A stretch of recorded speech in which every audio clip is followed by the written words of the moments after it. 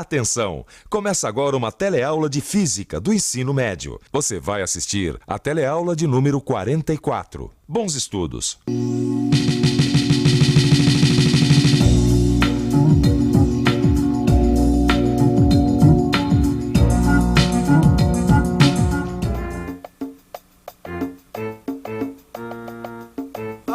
Vicente, agora eu quero ver, meu irmão. Eu também, viu? A gente tá perdido aqui desde de manhã.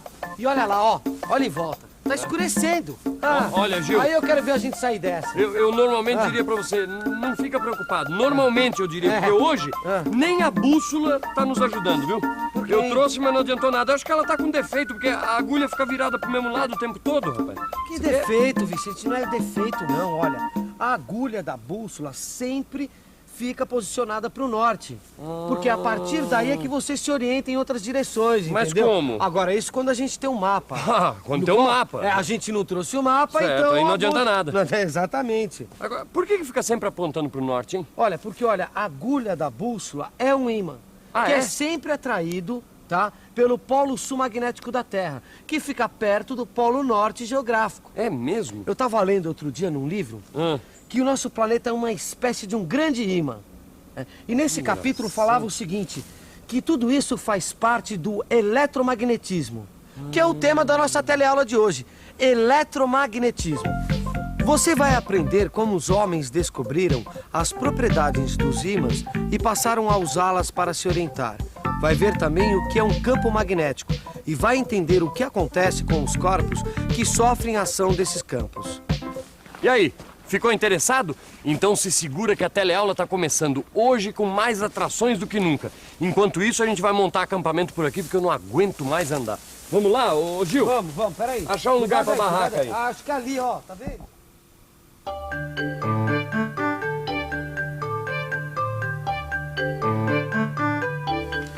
Equipes de resgate continuam à procura dos 2 excursionistas que se perderam na mata.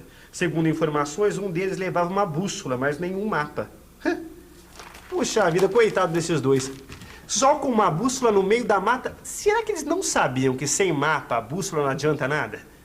Bom, mas isso até que é engraçado, não é? Você sabia que a bússola foi inventada há mais de 1000 anos pelos chineses e até hoje tem gente que não sabe como usar direito?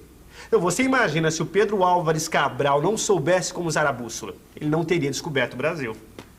As grandes descobertas do século XVI e o Brasil está aí no meio só foram possíveis porque os navegadores contavam com um aparelhinho que eu tenho certeza que todo mundo já ouviu falar, a bússola. Além, é claro, dos mapas. E olha que os mapas deles eram imprecisos. Mas os navegadores do século XVI não foram os únicos que fizeram descobertas com a ajuda da bússola. Os cientistas também fizeram uso dela. Já no século XIX, um físico dinamarquês chamado Hans Ørsted descobriu, com a ajuda da bússola, que a eletricidade e o magnetismo eram diferentes aspectos do mesmo fenômeno, o eletromagnetismo. Eletromagnetismo, eu sabia. Tudo começou com a bússola, não foi? Não, Rosinha, a bússola veio depois. Tudo começou, na verdade, com a descoberta de uma pedra chamada magnetita, como essa aqui, ó. É uma pedra que atrai pedaços de ferro. Olha, se não fosse a descoberta das propriedades dessa pedra, até hoje nós não teríamos a bússola. Quer dizer, a magnetita é um ímã natural. Exatamente, Rosinha. Olha, a partir da descoberta das características da magnetita, os homens passaram a utilizar o magnetismo. E aí, logo depois, veio a bússola. A bússola é um importante instrumento que nos mostra a ação dos campos magnéticos. Isso mesmo, Rosinha. Observa o que acontece quando eu passo essa magnetita ao redor dessa bússola. Olha só. Ela nos mostra que o ímã cria um campo magnético que altera o espaço à sua volta. Gil. Mas no nosso caso, essa bússola aqui não mostrou nada, viu? Que isso, Vicente? A culpa não é da bússola. Não é. Não, o problema é que a gente não trouxe mapa. Pois isso não é nada. Ó, fica calmo. A gente vai dar uma bela descansada agora. Daqui a pouco a gente continua a nossa caminhada e em algum lugar a gente vai ter que chegar, meu irmão. Vamos chegar. Se depender da bússola, a gente vai chegar no Polo Norte. Isso que vai ser. Calma, Vicente. Olha, vamos aproveitar que a gente tá aqui e vamos entender o que é eletromagnetismo. Você sabe que essa agulha aqui é um ímã artificial, né? artificial? Olha, alguns elementos chamados materiais ferromagnéticos se tornam ímãs quando ficam em contato com outros ímãs. Olha. É o que a gente chama de imantação. Sei. Em alguns casos, a imantação pode ser permanente ou não. Tá entendendo? Ah, interessante, hein? Bom, essa bússola acho que ainda vai servir para alguma coisa, né? Mas escuta, voltando ao assunto, a imantação produz ímãs artificiais, não é isso? É isso. E os ímãs naturais, como é que eles surgem? Os ímãs naturais surgiram há milhares de anos, porque a Terra é um grande ímã, lembras? Como todo ímã, ela cria em torno de si um campo magnético. E foi a ação desse campo magnético, combinada com as altas temperaturas e com o posterior resfriamento do planeta, que acabaram criando os ímãs naturais. Sabe, Rosinha, o processo de imantação ainda tem uns segredos a serem desvendados. Mas a física já avançou bastante no estudo de um dos principais capítulos do eletromagnetismo, aquele que fala dos campos magnéticos. E a primeira coisa é a gente ter uma ideia da forma do campo magnético. Ué, mas Stella, mas é possível a gente ter a ideia da forma do campo magnético? Parece uma coisa abstrata, né? E é abstrato, mas a gente pode ter uma ideia da forma do campo magnético a partir das linhas de indução magnética, que são geradas pelo ímã que cria o campo magnético. Você quer ver? Olha só, vamos pegar essa folha de papel, vamos pegar esse ímã, né? Nós vamos colocar essa folha de papel em cima desse ímã, certo, Rosinha? Aí nós vamos pegar essa limalha de ferro, que é um material que sofre a atração do ímã. Ó, você tá vendo o que acontece? A limalha sofre a ação do campo magnético, Rosinha, certo? Dando uma ideia da forma do campo. Que legal, Maristela! Dá mesmo pra ter ideia da forma do campo magnético. É, mas tem uma coisa que nós precisamos lembrar, Rosinha. O papel, ele só tem 2 dimensões. Por isso, com a limalha, nós só temos uma ideia da atuação do campo no plano. Só que o campo magnético, ele atua em todo o espaço. E dá pra observar esse fato? Claro, Rosinha, além de atuar sobre a limalha que está no papel, ele atua fora do papel, em todo o espaço à sua volta. Olha, dá uma olhada no que acontece com a agulha dessa bússola. Ó, passa ela perto do ímã. Deixa eu ver, ó. Olha, quando eu passo essa agulha por cima do ímã, ela sofre a ação do campo magnético. Uma prova de que ele está atuando também no espaço. Você já tem uma ideia da configuração de um campo magnético. Mas para entender mesmo o que é esse negócio, você precisa saber interpretar matematicamente os campos magnéticos. A gente precisa definir o vetor campo magnético, que mostra como o campo magnético atua em cada ponto do espaço. Não adianta torcer o nariz, não. A física se preocupa em observar as relações entre os elementos do universo. E o melhor jeito de mostrar como essas relações acontecem é através da matemática. Se segura aí. Eu aposto que você vai entender tudinho. E depois, você já sabe, tire as suas dúvidas, aprofunde seus conhecimentos no seu livro. Ele é fundamental para você captar tudo sobre eletromagnetismo. É, Gil. Nós estamos num mato sem cachorro, viu? Vamos ver se pelo menos a gente consegue encontrar um caminho dentro do eletromagnetismo, né? Você sabe que eu sei um jeito de achar a definição matemática do vetor campo magnético? É mesmo? Olha, é só a gente imaginar uma interação entre o campo magnético e uma carga elétrica em movimento. Vamos supor que uma carga elétrica Q entre num campo magnético com uma velocidade V. Sobre essa carga vai aparecer uma força F, perpendicular à direção da velocidade e do vetor campo magnético B. Com os valores de Q, F, V e o ângulo θ, temos um módulo do campo magnético, definido por essa expressão. B é igual a F sobre Q vezes V vezes seno de θ. No seu livro você vai encontrar tudo explicadinho.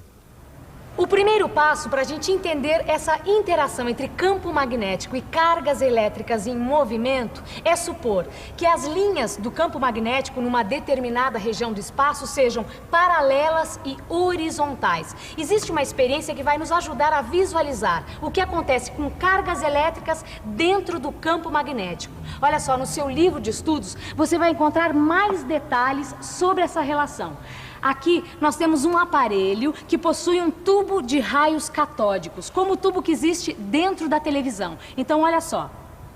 Esse pontinho aqui é o ponto de impacto de um feixe de elétrons contra a tela. Veja o que acontece quando a gente aproxima um ímã. O campo magnético criado pelo ímã faz aparecer uma força que atua sobre o feixe de elétrons.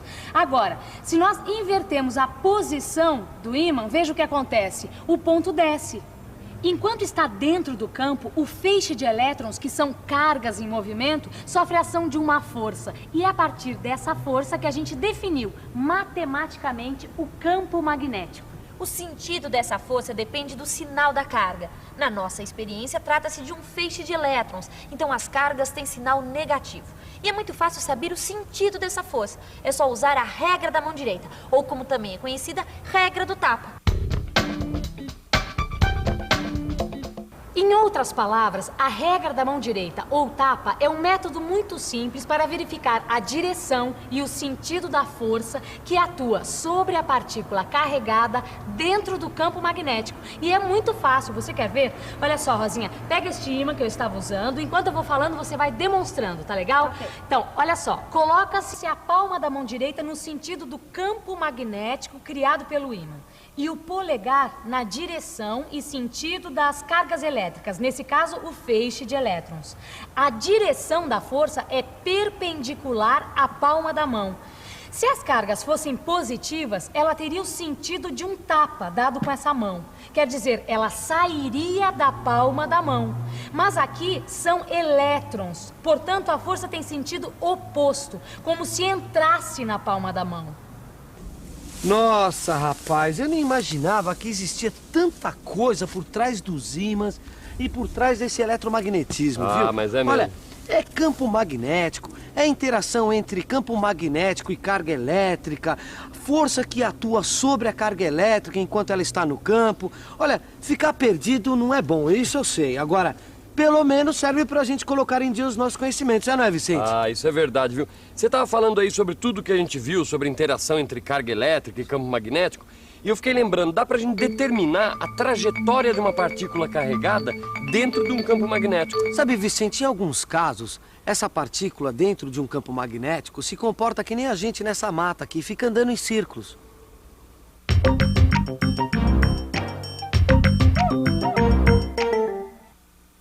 Quando uma carga é lançada em direção perpendicular a um campo magnético, a ação da força F será também perpendicular à velocidade v. O resultado dessa associação é uma força centrípeta que faz com que a partícula execute um movimento circular uniforme. E lembre-se, nós estamos estudando a trajetória de uma partícula carregada num campo magnético uniforme. Essa partícula, portanto, descreve uma circunferência dentro do campo magnético. Ai. Bom, agora você deve estar se perguntando, e eu com isso? Para que a gente tem que estudar a trajetória das partículas nos campos magnéticos? Tá bom, ó, então eu explico. Foi através desses estudos que os físicos começaram a entender melhor algumas estruturinhas minúsculas dentro do átomo, chamadas partículas elementares. Tá certo? Hoje em dia, essas partículas são consideradas as menores porções da matéria. E o estudo dela está ajudando muito a desvendar alguns mistérios nas relações entre os elementos do universo. Tá certo. Agora, nas próximas teleaulas, você ainda vai topar com isso. Tá certo? É só esperar. Tá certo, Vamos Gil. descansar um pouquinho? Não. Vamos Quê? embora que a gente tem que achar a saída desse mato. Não, mas vamos peraí. embora. Enquanto isso, vocês vão pra revisão. E atenção, se liga aí que é a hora da revisão. Na teleaula de hoje, você ficou sabendo como funciona a bússola. Viu também a importância do estudo dos ímãs e do eletromagnetismo. Aprendeu o que é um campo magnético e viu que ele atua em todo o espaço. Viu também como se representa um vetor perpendicular ao plano do papel e estudou o que ocorre quando uma partícula carregada se move sob a ação de um campo magnético. Como você viu, o eletromagnetismo é um capítulo importante da física, tem muita informação. Tanto é que na próxima teleaula a gente vai continuar estudando o eletromagnetismo. Justamente por isso, não esqueça. Aprofunde os conceitos que você viu nesta teleaula e use o seu livro para consolidar todas as informações de hoje. Até a próxima. Tchau!